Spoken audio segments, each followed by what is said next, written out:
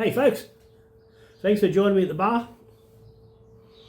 Tasting day on the Pliny the Elder. Double IPA for those who aren't aware what it is. This is classic. This is one of the most well-known beers getting around. Obviously it's out of the States.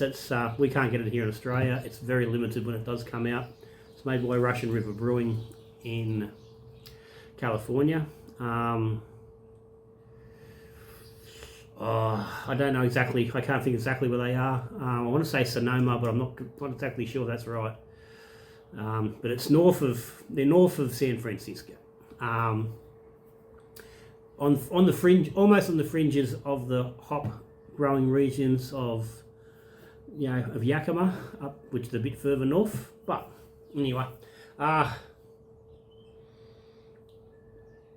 this is the second time I've brewed this beer. I brewed it probably about 3 years ago. The first time I had a crack at it. Come out all right, but I wasn't completely satisfied with it, and I wasn't convinced that it was exactly a really good example of the beer.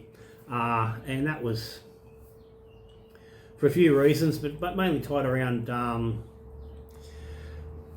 water chemistry and a bit of process as well in the mix. For me, it felt a little bit too heavy for what I would assume that this beer would have been from a commercial sense. It was good. I said it was a nice beer. It was good to drink. I just didn't think it was going to be right there. Given that you can't really taste, can't try it, I've got nothing to go against. I did have a little bit of inside. Mike out at Buller Creek, the local brewery, I was talking to him, and I was only just before, about a week before I was doing it, I just ordered the grain for it. And I was telling him, and he was telling me he's actually been to Russian River, and he's tried the Pliny. So I was able to sort of pick him a little bit, like obviously it's not a clear memory, but more around the actual body, if he remembered. So he gave me a little bit of personal direct insight, and I went with that. So the recipe is the same recipe as originally, because this is taken from an article in the American Homebrew magazine. I think it's Kenya Brew, and along with the Kenya Brew It podcast, which they do a lot of clone brews. So it's the same recipe as I did before. I've just played around a little bit. I've tweaked the mineral additions, trying to get it a little bit more crisp, and I've really focused on the actual mash temperatures on this brew, and also getting that and getting the mash pH down and keeping it down, which is something I wasn't even touching mash pHs when I did the original brew. Now, I'll put a link up to the original brew day and the brew day for this one up there for you to look at. But just numbers wise, this one certainly got a lot closer. The recipe, I'll put the link to the recipe down here to this current, as this batch is. The recipe will be on the original brew day video in case I forget to do it. If I forget to do it, please don't fucking have a go at me. Just go back and find it on the original, on the brew day video, which I'm pretty sure it's there, because I'm pretty sure I forgot to put it on there originally and someone had a go at me about it. But anyway, I'm notorious for getting to put recipe links. Anyway, I said this is old school. This is one of the originals. It's big up front. It's lots and lots of upfront bitterness. 127 IBUs is the measurement on this recipe. The original recipe, there is rumours it's about 185 IBU. That was going off the information, and everyone was who's designed this recipe, pretty confident that's not necessarily right, and it may have been calculated wrong. But it's still 127 IBU, and that's the highest IBU of any beer I know. I don't know any other beer that's over 100. And most really big double IPAs are 80-ish, that sort of mark. So it's up there. So lots and lots of early boil bitterness. Mash hops, 90-minute boil, 45 minutes, 30 minutes. Flame out additions, and these are true flame out additions. They're not whirlpools. They're flame outs. And then a minuscule amount of dry hopping, 51 grams of dry hopping total. Now don't get too much note on that. This is, sorry, it wasn't 51. This is a 14-litre batch that I'm referring to. There actually was a second dry hop, which is 21 grams. So that's about 2/3 of a batch. So you're looking about 120 grams all up on a standard batch dry hop over 2 dry hops. Minuscule as far as IPAs go these days, especially a double. But this is how they were done back then. They were up front with all bitterness. See how much you could handle. But anyway, let's get into it. The nose is, it's punchy on, it's citrus pine. It's like very much a combination of the two. It's not citrus, it's not pine, it's a amalgamation of the two. There's some dank there.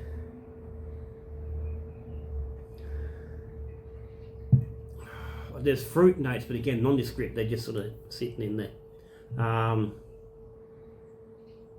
Very sweet, very heavy. The nose is very heavy. Like, you smell it, there's something big. There's something big about to fucking come at you. As far as big goes, 8% ABV.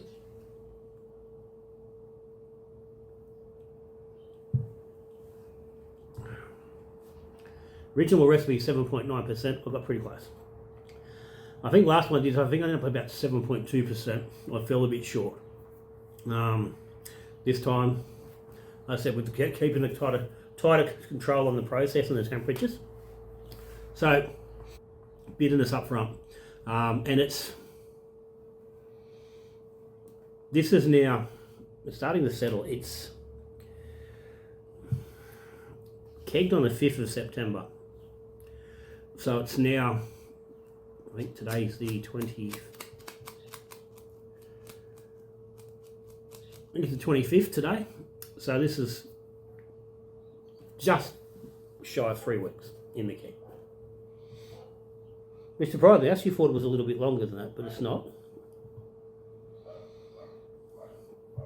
I've had 2 tastes at a weekend, just under 2 weeks, and the hops were still quite grassy and burny. That's gone.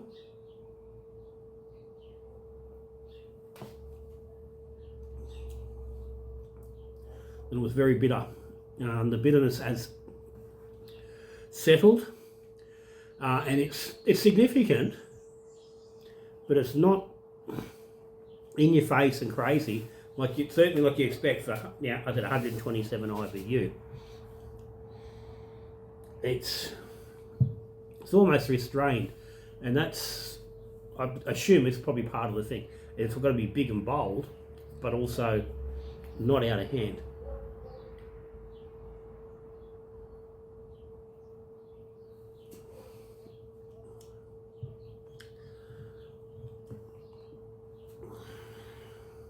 This is the same thing as last one. It isn't as bitter as you expect it to be. That being said, if you don't like a bit of beer and you don't like a big hop note, then this is going to scare the crap out of you, because it is very big, regardless. I'm making comparisons regards bitterness and hop flavour, and in the realms of a double IPA.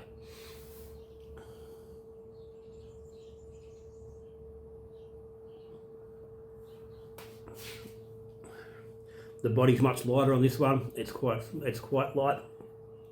Still got plenty there, but it's not heavy. There's no cloying malt sweetness, which was definitely evident in the last batch. This has definitely not got that. I feel that this is probably much closer to the actual overall mouthfeel and body that the beer should be. Colour wise, it's probably not really showing up there. It's showing fairly dark on there. It's actually reasonably lightish orange, not quite amber, it's definitely on the orange side. Sort of a medium depth of colour, but it's a nice colour. Like, it's a really nice looking beer. It's throwing up some lacing, not a massive amount, and again, that's the alcohol's not going to help that. You know, poured a decent head, but it's not going to be excessively, you know, lasting with at 8% alcohol.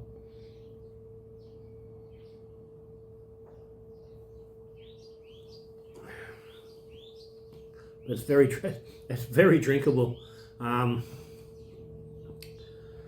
I said, if you're a lager drinker, like just a standard pale ale drinker, that's probably going to be too much for you. But for what it is, for a double IPA, old school IPA, it's a fucking good beer. And I'm really happy with how that's come out. Definitely a much better beer than the first time around. And I was happy with the first time around, but this is, you know, from memory, definitely a better feeling beer in the mouth. Like I said, there's less sweetness, which certainly makes it more palatable than the last batch. And like the reality is, I'm not really picking anything that's a negative. To some degree, I'd almost say that the nose is almost a bit off-putting, because it's very much not what you expect. It's really it's probably delivering what it should be, but it's not necessarily what people sort of dive into and expect to get out of out of an IPA. You're expecting a bit more fruit, a little bit more vibrancy on the note, where it's like I said, it's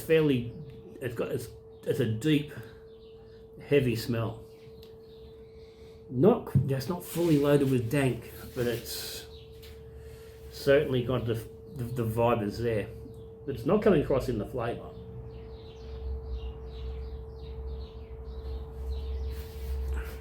Oh, yeah, it is. Like I said, very well. It's a very well balanced hop profile, given that it's so far forward.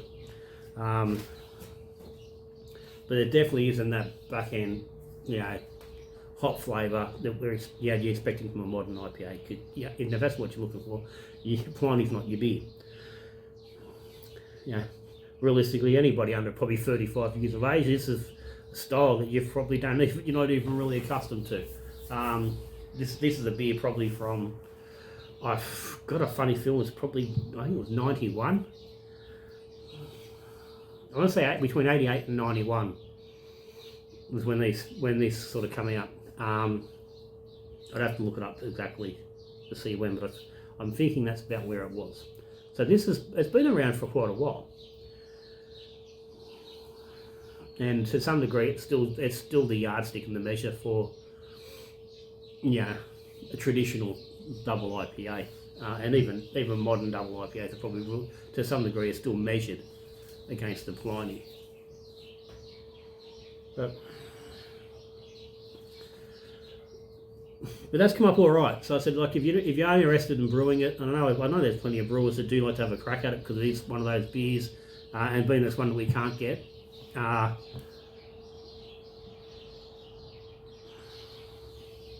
Certainly suggesting pay attention to your water. As I said, I drove the chemicals with this one. It's about 2.5 gypsum to chloride overall. Not a massive amount of either. I did use the filtered water on this. In the original batch, I wasn't filtering my water back then, so that would have had some bearing. And in all honesty, it probably could even go with a little bit more weight as far as the gypsum goes, getting that sulphite side, or even maybe a little bit snappier. But that's probably a personal preference, and without knowing exactly what it is, and it's really hard. I'm only going off a target that I think it should be looking at. So it's something you could certainly play around with. 62 was my, I'm pretty sure 62 was the mash temp, yeah. 67, 70, so actually it's quite a short mash, 30 minutes at 62, then 20 at 67 and up to 72. If this was my beer Aussie designing, I'd be sort of saying, maybe to stretch that 62 degrees out to at least 40 minutes to get the most out of that low end and the high fermentability to help with keeping that body down a little bit. But that's where the recipe sits. And people certainly don't complain about the quality of a Pliny as a result. So. But yeah, mash, your water are your two big ones. Getting plenty of yeast at it. At a starting gravity of recipe was 1075. I started at 1072. I did fall 3 points short of my target, but did finish up 3 points under my expected gravity. I finished at 1012. Where final expected, my calculator was 1075. 1015. So that got us 8, pretty close to that 7.9. So yeast, you need plenty of yeast. I pitched 2 packets of the Cellar Science California Cali yeast, so basically USA 5 on a 14 litre batch. So 23 grams, which I think they're 12 grams of Cellar Science. It's a good, gram and 3/4 a litre pitch on dry yeast. So you got to get plenty. You got to get plenty in there to make sure I can get the job done.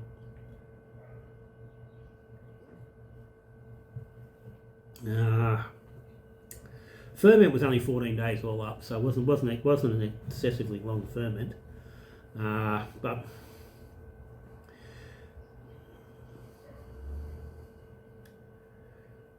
yeah, and I've got no gravity reading between day from pitching until day 10, and it was at 10:12 on day 10. So exactly when it finished, couldn't tell you. But I would imagine it would have taken at least 7 days to get through a full ferment. So get those things right. Like any beer, get those things right, and you're gonna far better chance of making a good beer.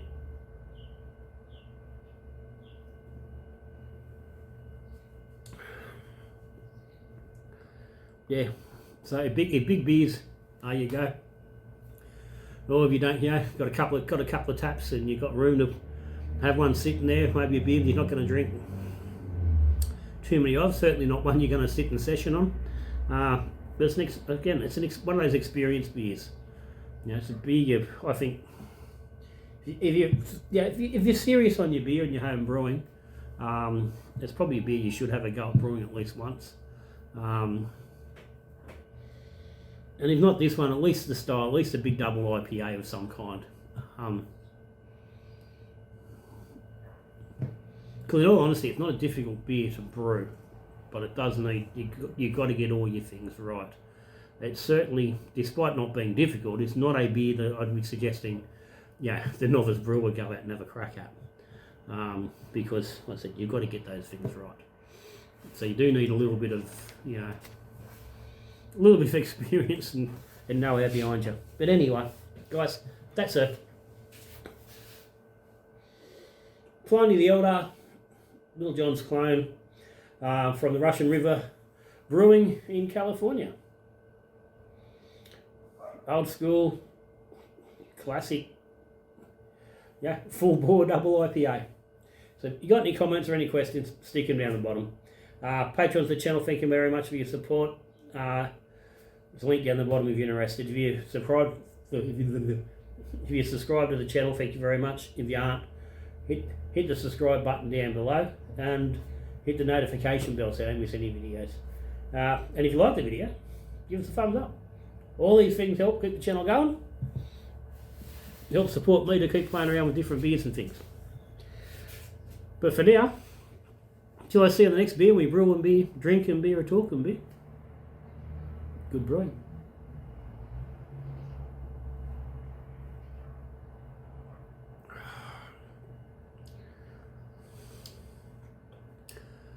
These should see me through just nicely.